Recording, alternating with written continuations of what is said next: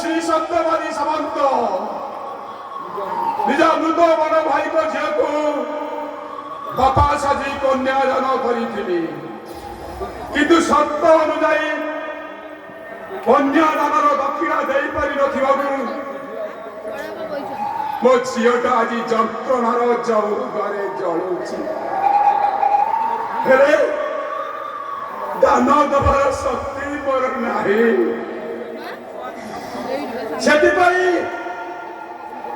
सर्व सबुतरे निजक बिक्री करने को घोषणा करुछि।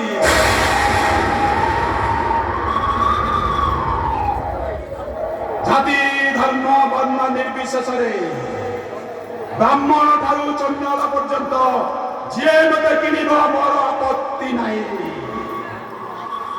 खराब एवं आदर्शहीन काम छड़ा मालिक घर अन्य समस्त आदेश मु अक्षरे अक्षरे मानिबी। हे बाबू माने मो गुहारी टिके सुनतु। हे बाबू माने मो गुहारी टिके सुनतु। हे बाबू माने मो गुहारी टिके सुनतु। बाबू माने हे बाबू माने मते चाकर करी नंदने नहीं।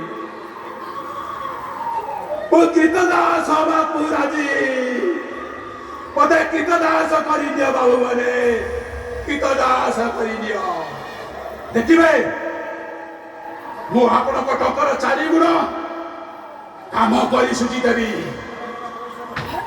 हार भंगा परिश्रम करी दिन राति एक करदेवी।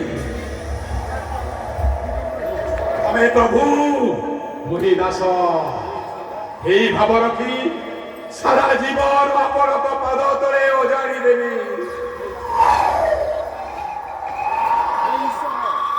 हे बाबू माने मत टिके दया करतु। दया करतु बाबू माने मत कृतदास करी दियतु। बाबू माने मत कृतदास करी दियतु। मत कृतदास करी दियतु बाबू माने।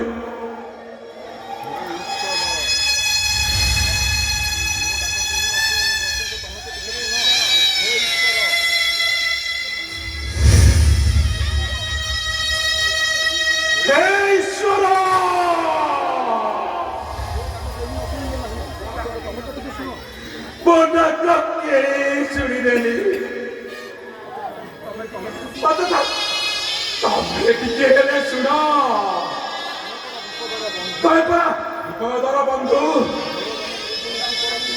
घर मैंने मृगुड़ी तमें परा उद्धार कर पुरुष गल्पटी की तमें परा कोटी वस्त्र दे चक्र पेशी नक्र नासी गज उदाहरण कर मोटा तो शुरू कहीं ठीक अच्छे मु आज गोटाए नुआ कहानी द्रौपदी साजी दी हाथ ऊपर को टेकी डाकुची। हे जगन्नाथ बलज्जा निवारण कर प्रभु बलज्जा निवारण कर। भगवान आपण को डाक सुनी सुनी बोली धरि नियंतु।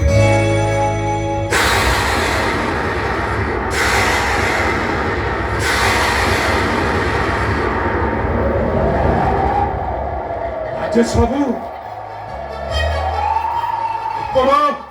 एमती बेस टिके आगुरी पर आपण ठाकुर विभिन्न रूप अवतारण करुले धरी नियंतु। ठाकुर आपण को साहाय्य करने मत यही बेस पठे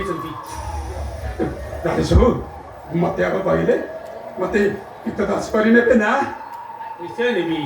तम भाई गोटे महत लोक को मु भावुँ यही काम ने ठीक हे तुमर परिचय कौन हम चाकर ना कृतदास से कथा ईश्वर ही जानती। नहीं बाबू ମୁଁ କହିବି ମୋ ପରିଚୟ ମୁଁ ଗୋଟେ କୀଟ ଦାସ। କଣ ସତ୍ୟ ହରିବାବୁ ଆପଣ ଆପଣ ଅଭିମାନ କଲେ ନା? ରାଜେଶ ବାବୁ ମୁଁ ଅଭିମାନ କରୁନି, ମୁଁ ସତ କହୁଛି। କୁହନ୍ତୁ ରାଜେଶ ବାବୁ ମତେ କଣ କରିବାକୁ ପଡିବ? ସଂସ୍କାର ରେଖା ତଳେ ଲୁଚି ରହିଥିବା ଅସହାୟ ମାନଙ୍କୁ ତମକୁ ମୋ ସହିତ ମିଶି ଉଦ୍ଧାର କରିବାକୁ ପଡିବ। ବୁଝିପାରୁନି ବାବୁ। କେଇଟା ଟଙ୍କା ଅଭାବରୁ ଯୋଉ ଅସହାୟ ମାନଙ୍କର ଶବ ନାଳ ନର୍ଦ୍ଦମାରେ ଦଳିତ ହେଉଛି, ଆଜିଠାରୁ ସେଇ ଦଳିତ ଶବକୁ ତମକୁ ନିଆଁରେ ପଡ଼ି ସଂସ୍କାର କରିବାକୁ ପଡିବ।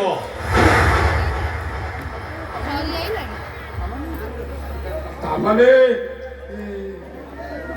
ଆଜିଠାରୁ ତମେ ମଶାଣୀ ଚଣ୍ଡାଳ ହୋଇ ମୋ ସହିତ ମିଶି ଶବ ସଂସ୍କାର କରିବ।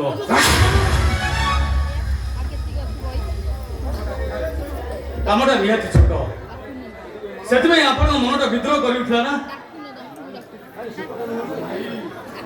ସେ କଥା ନୁହଁ ଯେ କିନ୍ତୁ ଏଇ ଟିକକ ଆଗରୁ ଆପଣ ନିଜ ଘରେ କହୁଥିଲେ ଆପଣ ଜଣେ କୀର୍ତ୍ତଦାସ ବୋଲି। ଆଉ କୀର୍ତ୍ତଦାସ ମାନଙ୍କର କିଛି ମାନ ଅଭିମାନ ଥାଏ। ଦେଖ ଦେଖ ସତ୍ୟବତୀ ବାବୁ, ମୁଁ ମାନୁଛି ମୋ ବାପା ପାଇଁ ଆପଣଙ୍କର ଏଇ ଅବସ୍ଥା। ମହାଭାରତର କୃଷ୍ଣ ହୋଇ ବିନା ଅସ୍ତ୍ରରେ ସେ ଆପଣଙ୍କ ସହିତ ଲଢ଼େଇ କରୁଛନ୍ତି, କିନ୍ତୁ ଆପଣଙ୍କ ଠାରୁ ଏ ପ୍ରତିଶୋଧ ନେବା ପାଇଁ ମୁଁ ଆପଣଙ୍କୁ ଏକଥା କହୁନି। ଦେଖନ୍ତୁ ଏଇ କାମଟା ପାଇଁ ମୁଁ ଆଜି ଧରୁ ତେଜପୁତ୍ର, ଆଉ ଆପଣ ମଧ୍ୟ ସଂସାର ଛଡ଼ା ହେବାକୁ ବସିଛନ୍ତି। ଆମେ ଦି ଜଣ ମିଶି କଣ ଏଇ ମହାନ କାର୍ଯ୍ୟଟାକୁ ତୁଲେଇ ପାରିବାନି? କୁହନ୍ତୁ ସତ୍ୟବାଦୀ ବାବୁ, କୁହନ୍ତୁ ଆପଣ ମୋ କଥା ରାଜି ନା? ମୁଁ ରାଜି ବାବୁ।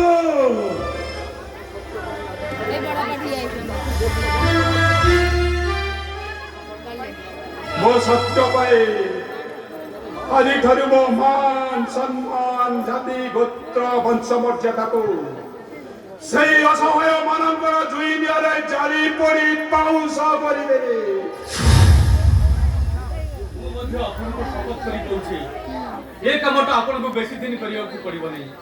ମାତ୍ର 6 ମାସ ଆପଣ ଏ କାମ କରିବେ, ଆଉ ତାର ପ୍ରତିବଦଳରେ ମୁଁ ଆପଣଙ୍କୁ 30,000 ଟଙ୍କା ଦେବି।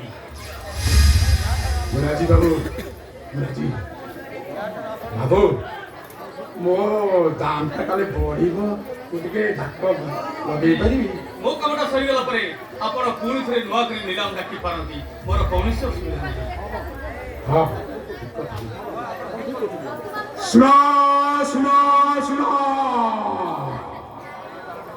ମୁଁ ଶ୍ରୀ ସତ୍ୟବାଦୀ ସାମନ୍ତ 30,000 ଟଙ୍କାରେ କୀଟଦାସ ବାବା ନିଲାମର ଶେଷ ପର୍ଯ୍ୟାୟରେ ପହଞ୍ଚି ସାରିଛି। ଯଦି କେହି ମତେ ଅଧିକ ଟଙ୍କା ଦେଇ କିଣି ନେବାକୁ ଚାହାନ୍ତି ତାହେଲେ ନିଲାମକୁ ଆଗକୁ ନେଇ ପାରନ୍ତି। 30,000 30,000 2,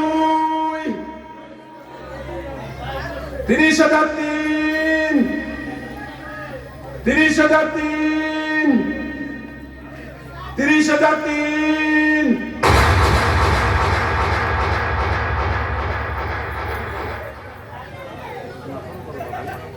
ମୁଁ ଆପଣଙ୍କର ବାବୁ।